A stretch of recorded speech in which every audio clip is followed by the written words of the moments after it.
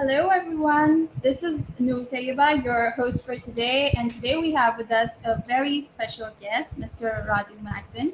He's an international analyst, consultant, and a trainer. He's been honorary advisor on strategic communication at the Chamber of Commerce and Industry at Romania. He's a global Romanian analyst and consultant, widely quoted by foreign media. His expertise also encompass, global media, international strategic communications, and he also does a lot of leadership and empowerment work in more than 15 countries. So that's huge. We can learn a lot from him. In total, he has trained in more than 15 European countries. He has top experience, having worked for 5 years in Brussels and having advised global CEOs and foundations. And he had been advisor to three prime ministers. So in his native country, Romania, respectively, and in Eastern Partnership and Western Balkan countries. So we can learn a lot from him. He has also worked with, the introduction goes on, but there is a lot to tell. He has worked with two speakers of parliament in Romania, as well as with the members of European Parliament in Brussels, and he knows, a lot of politics, having worked in UK, Germany, France, and all over the Western European world in which we have our friends. So moving on to him, we would like to have some input from him as well. So Mr. Magdin, what would you like to add? Hello, thank you so much. I think there's nothing to add except for the fact that it's an honor to be today in front of you. Thank you for your time. I think time is something very precious. So I appreciate that you spared your time, your family time, your business time, your leisure time for our conversation today. We're privileged to have you with us today. So, as the topic of today's discussion is more focused towards leadership in a knowledge era. But before we move towards our main topic, we would like to ask him the questions which we ask from all of our guests. So the first thing that I'd like to ask him is how much has reading contributed in your life, and what types of books do you like to read? First of all, let me tell you that I couldn't have made it until the level I am in my career without help from books. Books have helped improve my ideas, improve my actions. They have inspired me. They have made me better. They have also helped my periodically reinvention. I say this why? Because we all have plans with our lives, with our careers, with our families. And periodically we have a strategy. We have a plan to achieve our dreams.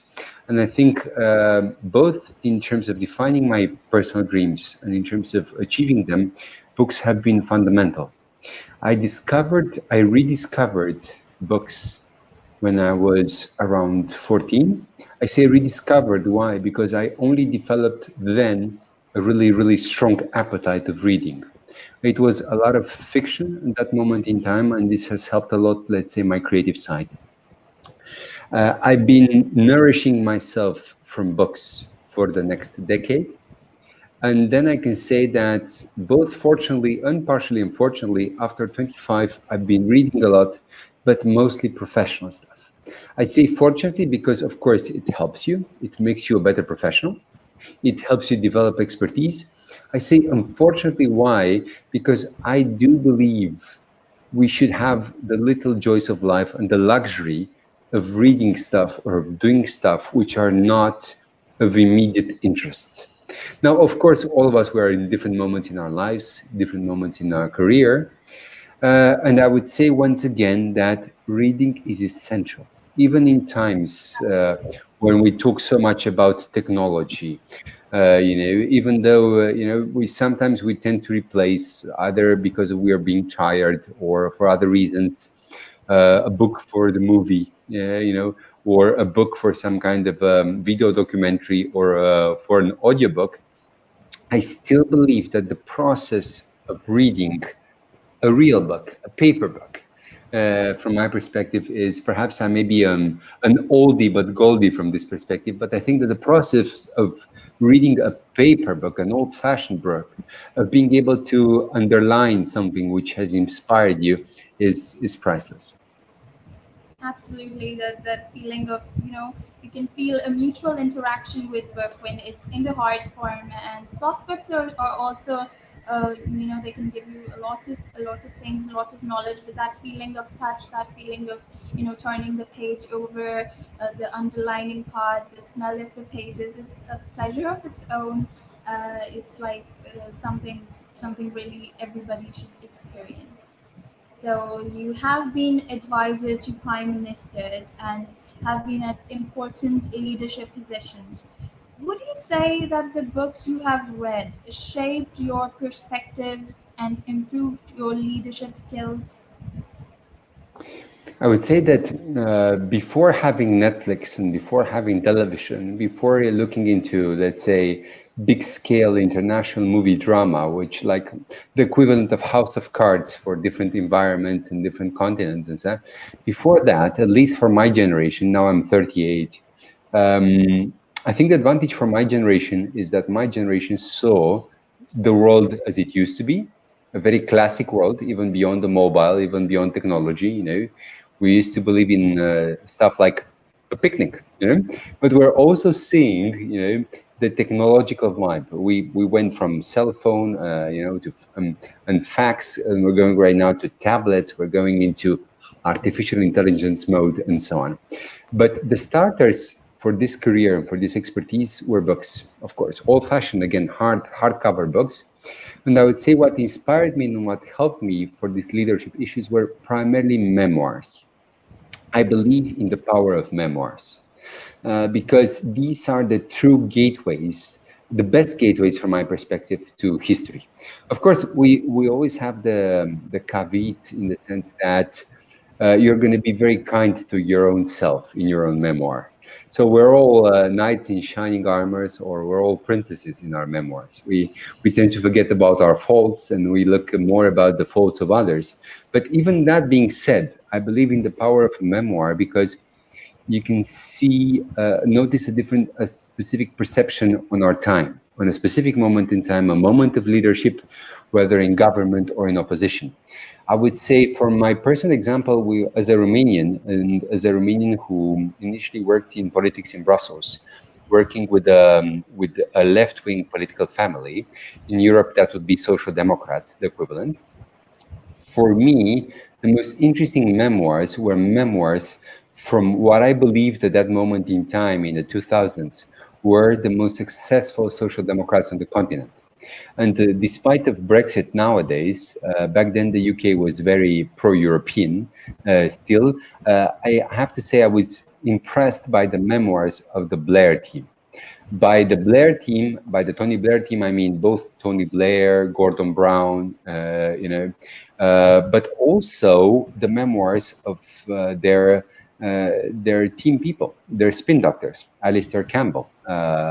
It was his memoirs, really called The Blairs, really influenced my career and shaped my work as a press officer, because it helped me understand better strategic communications and the challenges that somebody who is close to the prime minister has to deal with. Separate from that, I then explored a lot of, and I think this is in a way the case for almost everybody who works in high-level politics. I looked at the memoirs and different handbooks and textbooks from US politics. I think there was a global fascination a few years later with Obama and his books. And I think for the moment, what we're missing globally is a success story, a recent success story in terms of global political leadership. I think in the past few years, we haven't, also due to the consequences of the economic crisis, but not only, we haven't really seen somebody in a way shaping up. I mean, yes, we talk about, for example, about Germany and Merkel, right? A legacy, more than 10 years in office, right? Or something similar. Or in Asia, the Chinese are promoting Xi and his memoirs. Not his memoirs, but let's say his ideology. But what I mean is, something which is of global inspiration and something which for professionals in our field can be seen as something very inspiring. Again, for my generation and for my specific example, somewhere around 2005, 2007, so let's say 15, 13 years ago, it was the Blair Team collection that inspired me primarily. That's really, really nice. Like, I see that you've read a lot of books, and all of our audience can now see that your position, you being advisor to Prime Minister, even everything was a lot based on what you've read and what you've understood from it, what were your interests from the very beginning, from early childhood. So what you became was a product of what you put into yourself, during your teenagers, during your college time. So it's really remarkable to know all of that. So, as you said that, you know, you've already answered the question that we can not only learn from our own experiences, we can learn from the experiences of others. So, reading the perspectives, reading the lives, reading about the history has helped you learn a lot and has helped you make decisions. Even reading from the history had made you apply all of that things to this contemporary world. Would you say that? Yes, of course. I think that, for example, speaking of statesmen and stateswomen and understanding history, one of the perhaps partially controversial, but also highly valued on the other side, because I think that all major personalities across the globe are also partially controversial. You're always going to have haters, but I think that one of the statesmen, if we're looking at the past century, of global know-how, who has used extensively examples from history, was Kissinger. It took me several months, but it was such a pleasure for me to read his three major memoirs. I mean, we're talking about books who are the size of this, one. So it was pretty large, but it was very, very interesting. And also, although this happened, let's say, in 60s, beginning of 70s, I think that no matter the age, if a memoir is well written and the biography is well written, a diary, the equivalent of a diary, I think there are always lessons to be learned, And I think that Kissinger was also very effective globally because he learned from history and the patterns of history, or what he believed were specific patterns of history, and that was a competitive advantage. Otherwise, I think it's true what one has said in a relatively known globally proverb: whoever does not know one's history is bound to relive it. Because I do believe that at the historic scale, most of the human temptations are there. Most of the human community and country interactions have already been repeated. Yes, perhaps personalities differ. Yes, the context is different. Yes, technology has advanced. But fundamental interests and fundamental instincts have not really varied. At the end of the day, we have neighbors. Politics is local, like you say, for example. Politics is local. Yes, I depend on the community, I depend on the constituency, but politics is also regional. Romania still has the same neighbors. Pakistan has the same neighbors. With some of them we're very good friends, with some of them we're less friendly. I mean, it's the same for any country around the world. So I think by looking into the patterns of history and by reading history books, you really get a big competitive advantage as a leader. Also because, and this is also, I think, is highly relevant for a leader, whenever you can quote history, particularly for the positives of history. By the positive of history, I mean saying, let's say I'm in an official conversation and I'm a leader. Let's say I meet my equivalent, let's say a prime ministerial advisor or a prime minister or a speaker of parliament, a president. And I say, like, Mr. President, like we were so good friends in 1972. And I remember when it was such an important moment in time for my country, and you called and you helped us. And I want to tell you, we haven't forgotten. The fact that somebody across a few decades comes and says, ha, We look, remember. this was something, we're basically exploring an emotional memory, which helps a lot leadership. The reason why I'm saying this is that high level politics is also a rational game, but politics is also very emotional. Leaders have personality. Leaders have egos. The Greeks use a word which is called hybris. The English call this hubris.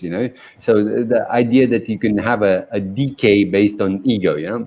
Ego, and then you have the decay due to too much ego in personality. But I would say that leaders are impressed whenever they recognize leadership aspects in interlocutors. And I think that emotional intelligence combined with a knowledge of history, and again, you may not learn emotional intelligence from books.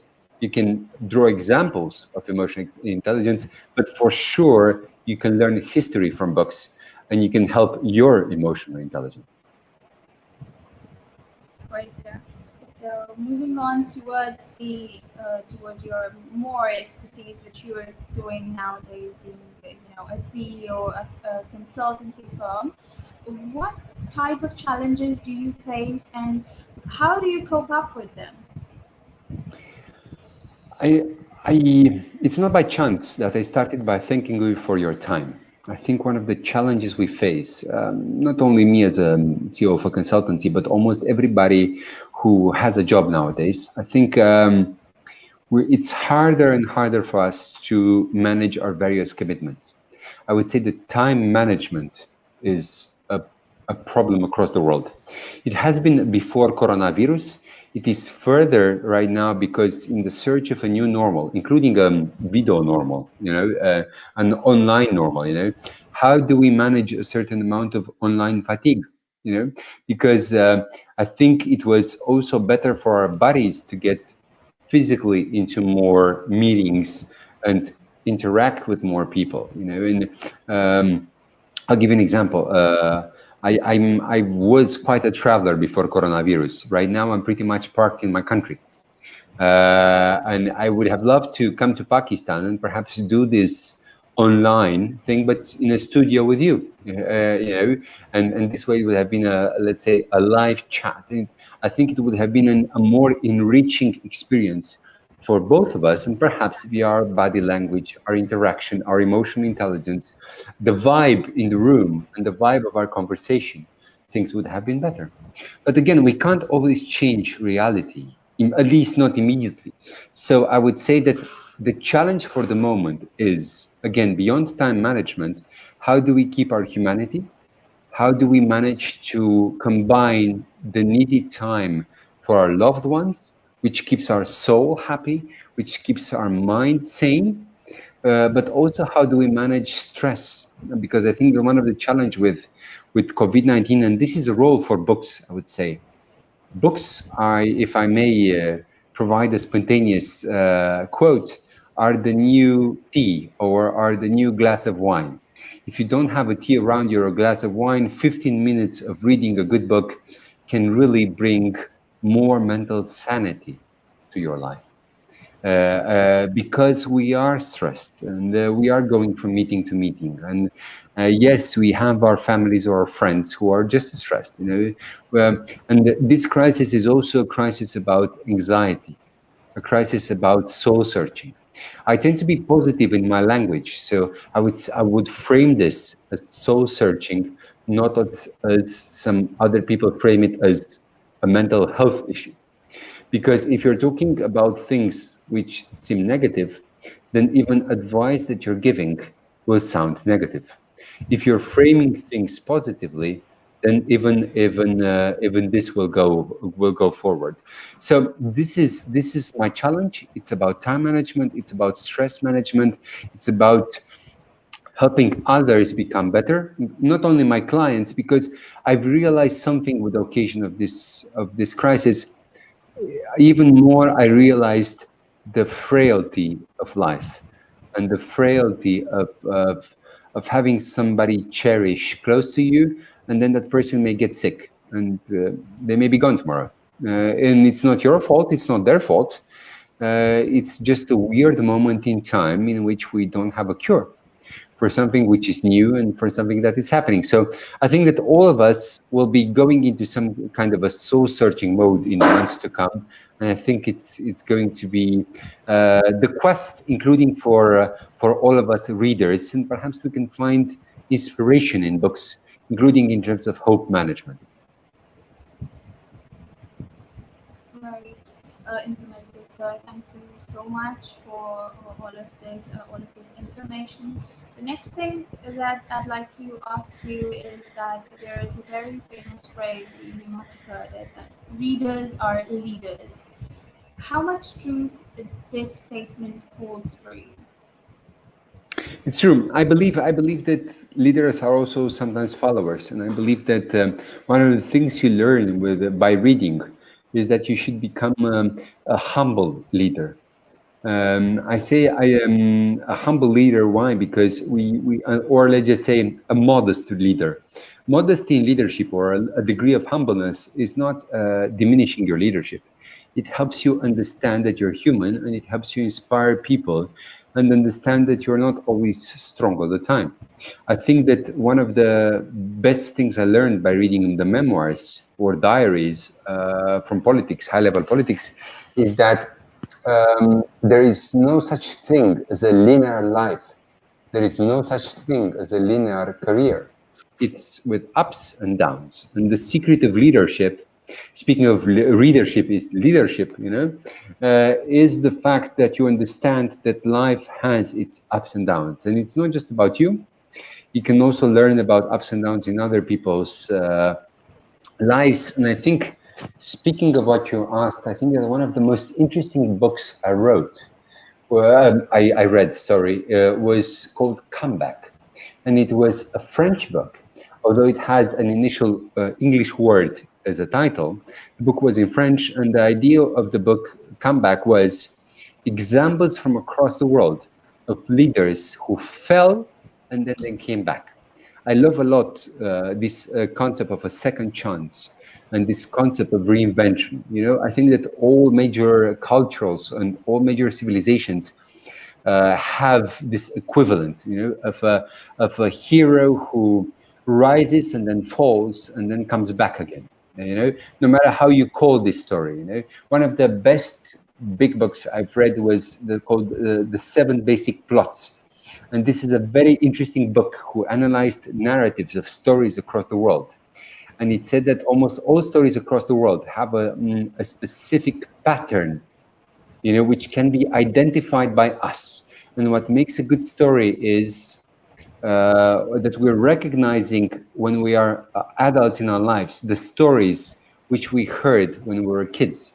So for example, one of the best patterns for a story is called From Rags to Riches. What is the essence of such a plot or such a story?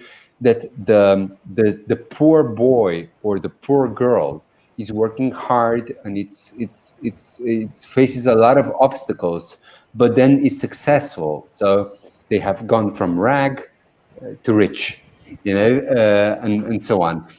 The idea of that book, Comeback, is, I think, particularly appealing for me. Why? Because separate from the work in leadership, one of the books which has made a fascination put a footprint in my career has been The Count of Monte Cristo from Alexandre Dumas.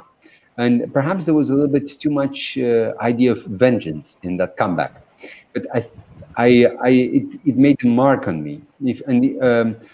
Once a book makes a mark on you, you tend to like books that go in a similar pattern, and you tend to search similar inspiration. That book Comeback was very interesting and could be of good use for anybody who is watching us and is looking for a second chance. Or like that famous game online was called Second Life. For anybody who is searching for a second chance or a second life, this book is relevant. I think they can find it on Amazon, because it shows examples from history, from recent history, of political reinvention. And it's not by chance that the book was written initially in French. I think there may also be an English version, because the French political class has a certain passion for romance and a certain appeal for big destinies who then went down and then went back up again. So, for example, a former president of theirs was called Chirac. He fell down after he became prime minister. He then reinvented himself as mayor, and then with patience and time became a 2 times as president. A former president, Sarkozy, went down several times but came up each time and inspired. And I think this is a quest for leaders across the world, or for future leaders. Right, thank you. So, the reading about something which appeals you is something else, and it does not really matter. You know, it would add to your knowledge if you read them, but if you don't read it, there's nothing to be done about it. But in this globalized world with information bulks all over, is it important for leaders to have knowledge of each and everything happening around them which relates to their field? So if it is really important for them to, read everything, to know everything, to have this knowledge of, what is happening related to their areas of interest, so if they should, then how should they manage all of that? One of the I'm a news junkie. A news junkie means somebody who reads a lot of news, but really a lot of news, because by the nature of my job, I have to be connected and I have to understand the world around me. One of the channels which I enjoy the most, and one of the news which I enjoy the most, is Business Insider, and one of the kind of articles in which they say 10 books recommended by Bill Gates, 25 books that Warren Buffett reads, 15 books that has influenced Ray Dalio, and so on. Of course, it's culturally specific, and it's mostly linked to Wall Street or, let's say, US authors, but this can be replicated around the world. Me, I love the pattern. Books which essentially have changed life, or have shaped the vision of people who have succeeded. Because what better incentive for somebody who wants to succeed in life than try to read the kind of books which have helped other people succeed? Obama was the last US president, and typically in Europe, this is not a tradition.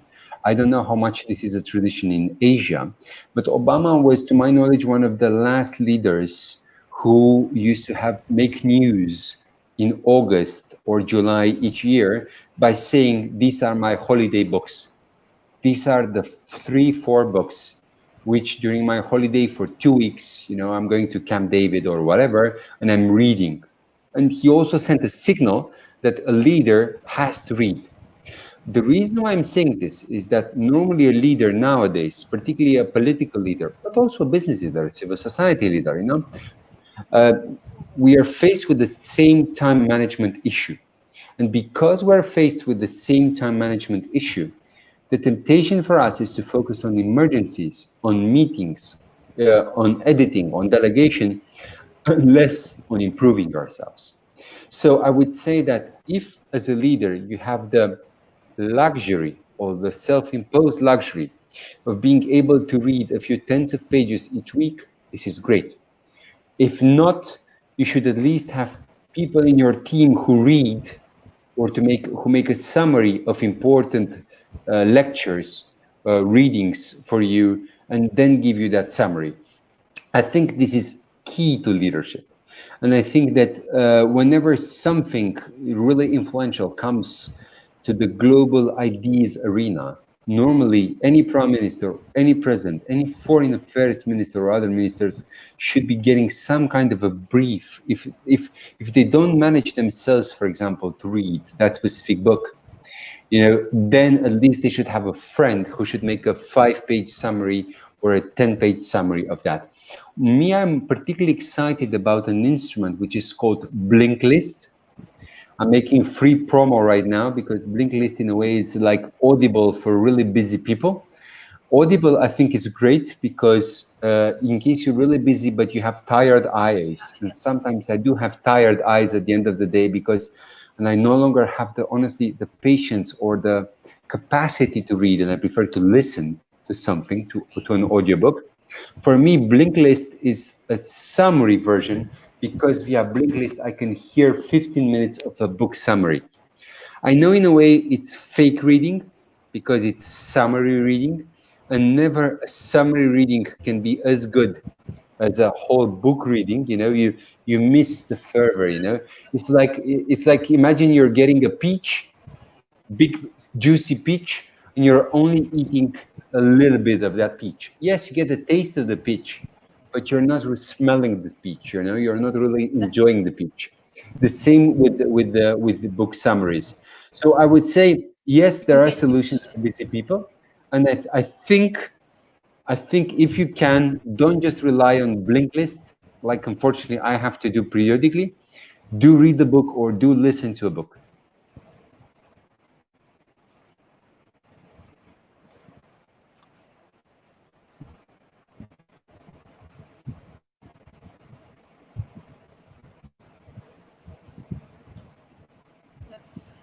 About the idea of leadership, what do you think? Will the idea of leadership be transformed in the context of this pandemic?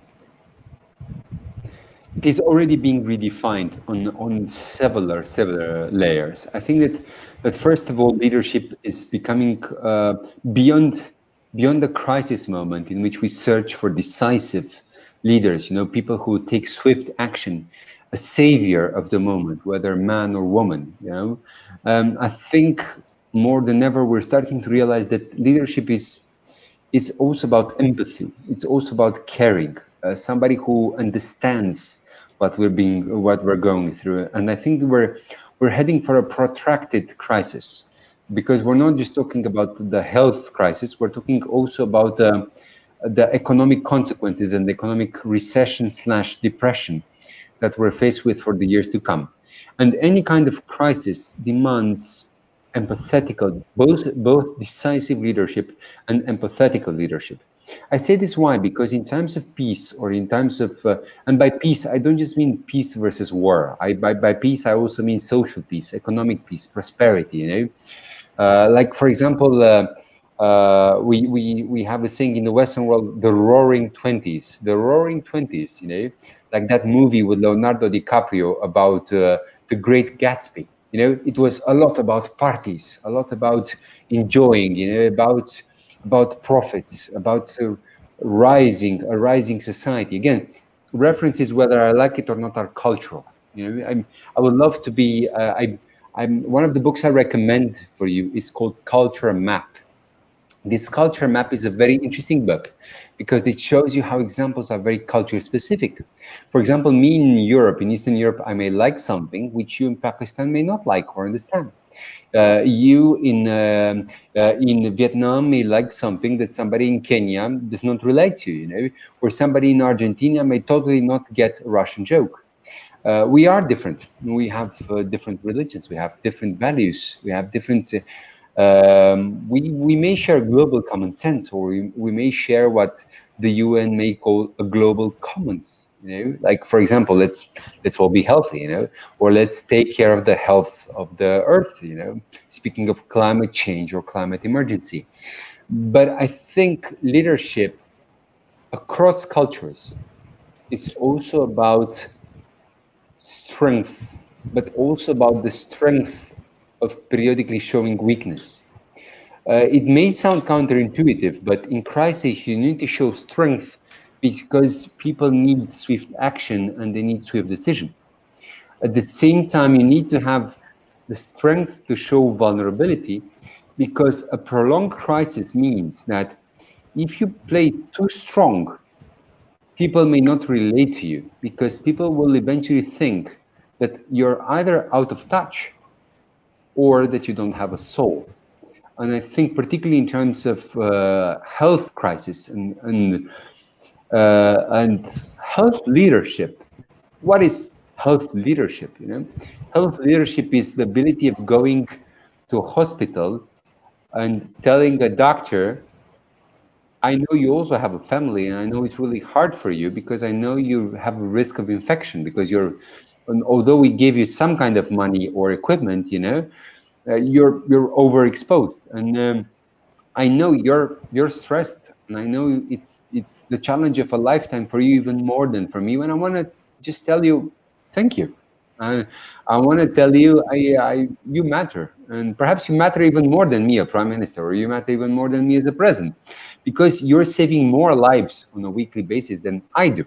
You know, I may be contributing to saving families' welfare for several years, by taking some good measures on the economy or taking some intelligent action. But you are in the front line as a doctor or as a nurse or another. Speaking of a whole debate we had in our societies, I think during the lockdowns, the so-called essential workers. Suddenly, you really appreciate somebody who, when you had to stay at home, I wouldn't necessarily say jeopardize their life but took a risk for you to get your groceries. Yes, perhaps they were paid for that service, but nonetheless they took a risk that you were not able to take or were not willing to take. So I would say that this health crisis redefines the humanity in leadership. Okay. Thanks a lot. You actually made an entire new perspective about vulnerability and weakness and owning our weaknesses and how others can relate to us if we do not try to hide all of that. Sometimes it's okay to be weak as well. Most of the time, you can show to the world that you're strong and you can cope up with everything, but sometimes it's okay to let the weaknesses show as well. So that's like a really beautiful message that you shared with us, and especially in the perspective of leadership, that leaders, the countries, the doctors, the everything, the people who we depend on, they need to also sometimes show, and we need to acknowledge that they are also vulnerable sometimes, and we have to we have to cope up with that. So my next question to you would be that um, how does reading help you master your communication skills? Is it an effective way of understanding mindsets, or in the process of managing the targeted messages, or a targeted audience? Does reading help in that, or is it totally experience based? That's for sure. First of all, reading gives you ammunition. If I were to frame speech, debate, campaigning, politics as a fight, as an arena, the more you read, the more you have bullets. The more you read, the better the sword is, because the tongue is quite an efficient weapon. And when I say the tongue, I also mean the written word, not just the spoken word. Of course, when talking about reading, we're talking mostly about the written word. But I think that great speeches were greatly written, not just greatly pronounced. Of course, those of us who are doing a lot of leadership or communications training are very much aware about the importance of what we call delivery, namely how you're saying something, the body language, the look, the tone, the voice and everything. But if you don't have the proper words, and reading gives you the proper words, yes, you may be theatrical, but you will not be able to do that kind of magic which inspires people for action or inaction. Yeah? So from this perspective, I would say words really matter. One of the books which have been hugely influential in US politics, but also for those of us who are following global politics, is a book by a Republican strategist called Frank Luntz. The book is called Words That Work. And the subtitle is called It's Not What You Say, It's What People Hear. And this book was highly influential in my career because I realized that each time I have something important to say or write, I should always be careful how I say it and how long my message is, how clear my message is. One of the sound bites in politics is KISS, which means keep it simple, senator, or in an uglier version, keep it simple, stupid. I prefer the senator because it's better to be polite. But it's important to keep simple. And I've done my best each time I've interacted with people to keep it simple. During this lockdown, one of the expressions which have been very used across the world has been social distancing. And I think it's a wrong expression. My gut feeling tells me it's a wrong expression. And I read with great pleasure in Washington Post, I think it was Washington Post or USA Today, an article a few months ago, where I saw Frank Luntz quoted, and he said, like, this is too complicated. You should essentially tell people, stay home. Why tell people social distancing? It's very simple. It's a disease out there, people. Stay home. And I think we should always aim for this clarity. And reading again helps us identify patterns of clarity, because yes, metaphors are beautiful. Metaphors are makeup. Metaphors are lovely suits, lovely dresses. But clear language is beauty. It's beauty in action. There is beauty in simplicity. Some of the most beautiful things in the world are very, very simple. I love you. You don't have to say too much. I read, I understand, I care. It's not too complex. I'm sick, I want to be better. You don't have to write a book which is 1,000 pages to change the world. One of the most interesting mini books, which was launched on the market in France a few years ago, was a 20-page manifesto by a former veteran, and it was beautifully written. It was just about 15 or 20 pages, but essentially it was the expression of what's called the zeitgeist, which means, this word zeitgeist means the spirit of our age. The spirit of our age, for example, globally, is great power competition. What we see and we can't ignore, even in countries who are, I believe, stronger in terms of population and size than my country. My country, for example, is a medium European country. We are 20 million. Pakistan is at least 10 times bigger. So we're talking about different size. But even for Romania or even for Pakistan, we can't ignore the spirit of our age. And our spirit of our age, the context of our age for the moment is coronavirus, but the spirit of our age is competition, and the so-called great power competition. Namely that the US argues with China, argues with Russia, and argues with the EU. Whether we like it or not, whether this is part of the music of our age, reading is good also, because if you read, you understand the patterns of history. If you read, you understand US perspective, you understand Russian perspective, you understand EU perspective, and you understand Chinese perspective. You understand who do you relate to, you understand what your interests are, and so on. So I would say that reading is key to everything. It's key to keeping our hope, it's key to inspiring people, and it's key to finding some kind of a compass. Because in times of chaos or perceived chaos, because crisis, it's also a time of alleged opportunity, but whether we like it or not, crisis also means a feeling of anxiety or distrust, a feeling of, I don't know what's going to happen tomorrow. A feeling of missed expectations. We both had a chat before our current on the record talk, and I'm sure you have your plan, and you had some plans for this year, and I had my plans for this year. For example, among my plans this year was to visit Pakistan. I can no longer fulfill my plan. I'm happy that my plan was derailed in a good sense, and I'm able to speak with Pakistani friends with this opportunity, but it's not the actual realization of the initial plan, and I had to adjust. Books also show you how to adjust. show you that history was never linear, and there were always so-called black swans. Speaking of famous books, the famous collection by Nassim Taleb with black swans and anti-fragile and so on.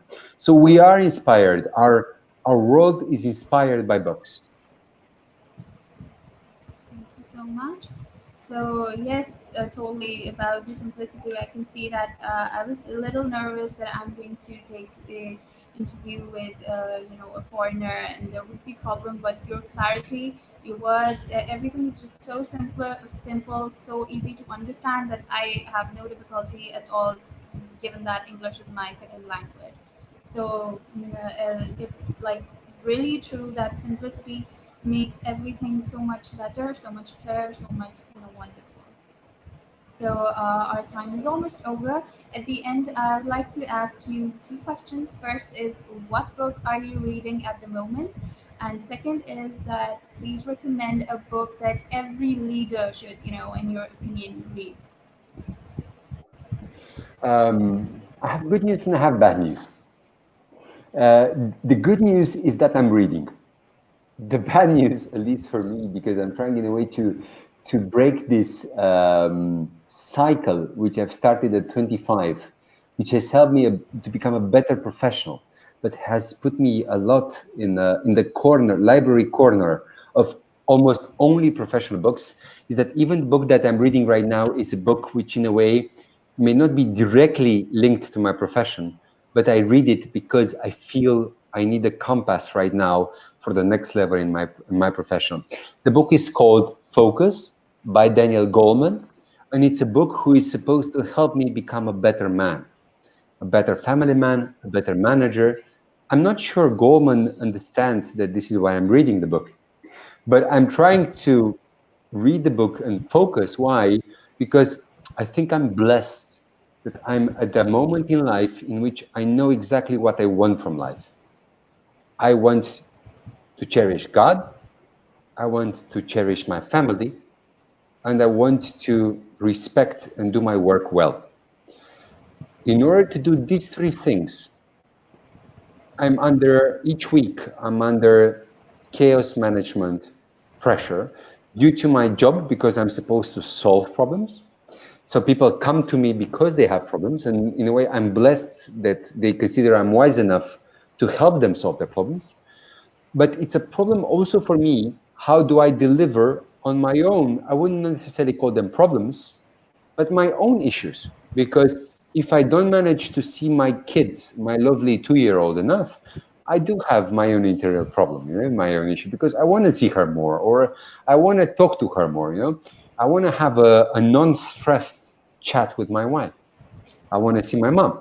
I want to, I want to have a great video call with my stepmom, or I haven't really been able to have a drink with a good friend, a relaxed drink since this crisis started, to have a tea, to have a coffee.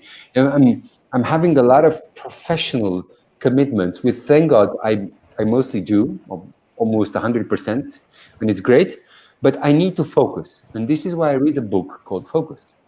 Now, again, the good news, I'm reading. The bad news, I'm doing this. As regards the book recommendation, because I have a daughter, and because I think one of the most important topics of the future is women leadership. And I don't mean just women empowerment, because I do a lot of empowerment and I do a lot of leadership training, but I think that leadership is the aim, not just empowerment. Because I'll give you an example, to be very blunt and very clear. I can also empower my puppy to jump, but my puppy is still a puppy. My purpose is not just empowerment. My purpose is leadership. In case my puppy wants to become a great bulldog, that's leadership. So I rather prefer talk about women leadership than women empowerment, simply because I think that by talking about leadership and inspiration about leadership, I think then we truly help the leader within to pop out in each one of us. And it doesn't mean that leaders are not always followers. It doesn't mean that in a class of 30 in a school, we can all be chief of class, like we in high school or in college, or in gymnasium. But I do mean that we're talking about leadership skills for life. And leadership does not just mean, for me, leadership is about setting an example. And speaking about leadership, focus, my motivation about women leadership, and less necessarily about women empowerment, I would recommend the memoirs of Madeline Albright. I love this lady. I respect this lady. I was proud to meet this lady in a think tank circle in Warsaw with Atlantic Council a few years ago. She's a former state secretary of the United States. I think she was the first state secretary in the US history. I think the second one was Condoleezza Rice.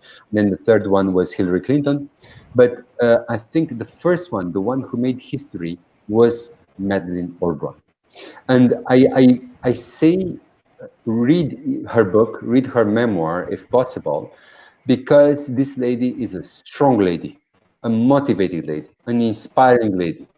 For both men, I found her inspiring even before being the father of a lovely daughter. And I think it's going to be inspiring also for women across the world, because it's less cultural in the sense that it's just an American success story. It's also about the story of somebody who grew up in Europe in a very complicated environment, then went to the States, then had to go through a divorce, had to raise kids, had to do things, had to solve problems, and had to be good at everything she did because she had no other choice. And I think that a lot of us in life, from time to time, we have no choice. It's beautiful to have options, to have alternatives, and I think it's an inspiring story. So if you can, I would love to recommend the memoirs from Madeleine Albright, the Madam Secretary. Thank you so much, sir. So there are a lot of comments, but we are out of time, so I wouldn't be able to add them. But I think I've been reviewing the comments, and every question that I've been asked in the comments, I've already asked them. They're asking about book suggestions that have also been given, and many other comments are added. But our time is about to end. If you think, So if I I'd may, like to thank sir. Yes, sure. if you're looking for book recommendations on topics where you think I may be available to help, follow me on Twitter. Write to me on Twitter, or write to me by email. My email is like my name, Radu at my family name, Magdin.com. So either write to my email, my personal email, or follow me on Twitter or on LinkedIn. I'm very happy to add you. Thank you once again, and I'm very happy to help with the recommendations. And if I have specific books, I'm very happy to share the PDF with you. Thank you so much. That would be really great, and I'm really glad I did this session. It was really informative, and you added a lot to the knowledge of everybody who has been viewing it, and myself, and that was really a great session. Thank you so much, sir, on behalf Thank you of too the very entire much. team. And thank you all for your very precious time. Thank you, sir.